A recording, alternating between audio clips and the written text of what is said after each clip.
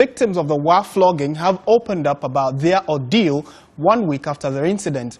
The two young people who were punished for a sex tape leak say they have been compelled to stay away from work and public places. The young lady has abandoned her home. Komladum met them in their hideout in Bois and has come through with the following report. It's been more than a week since the video of a flogging incident involving two youngsters at the Wanas Palace went viral. And in that period, the victims of a public humiliation have hidden away as they attempt to pick up the pieces of life again. After several hours of trying and searching for the young lady in the center of all of this controversy, we have managed, with the help of some individuals, to locate where she is, and we are going to be interacting with her to hear from her firsthand exactly what happened that day and the subsequent event. I was picked up and beaten by some young guys until we got to the palace, where I was flogged 20 times.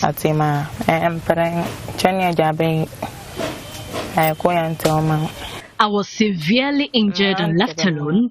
I have to go to the hospital with a friend who bore the cost of treatment, which is between 500 and 600 cedis, and I will repay later.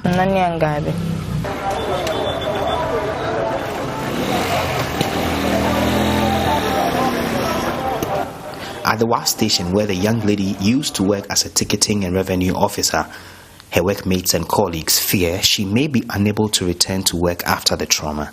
Even as we are speaking, how she will be feeding sometimes baffles my mind, because you don't have anybody to feed you, and now there's some social trauma on you that you have to quarantine yourself somewhere.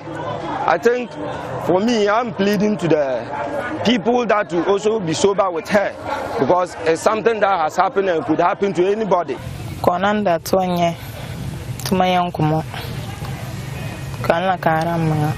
I wish I could get a decent job to work and take care of myself, because I can't return to the station where I worked.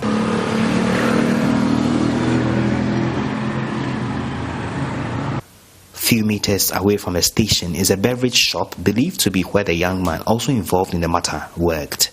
Ever since the incident happened, I haven't seen him again around, and the shop has always been open, except on Sundays, like today, they don't work.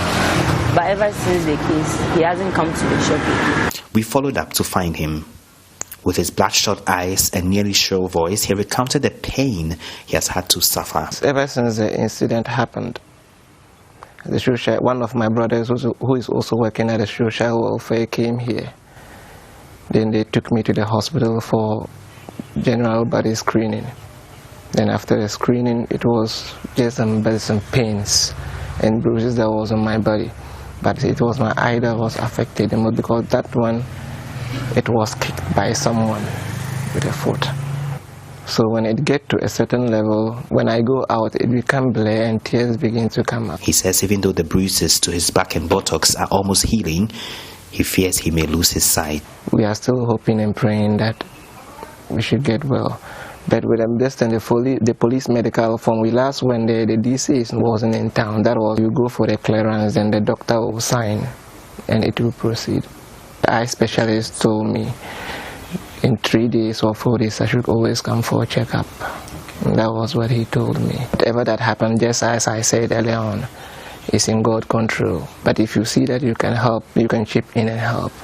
The incident has been condemned by many rights and advocacy groups, even though some residents say the directive to publicly flog them as a means to check indecent exposure and leaking of X-rated content by the youth in WA was sanctioned by the palace.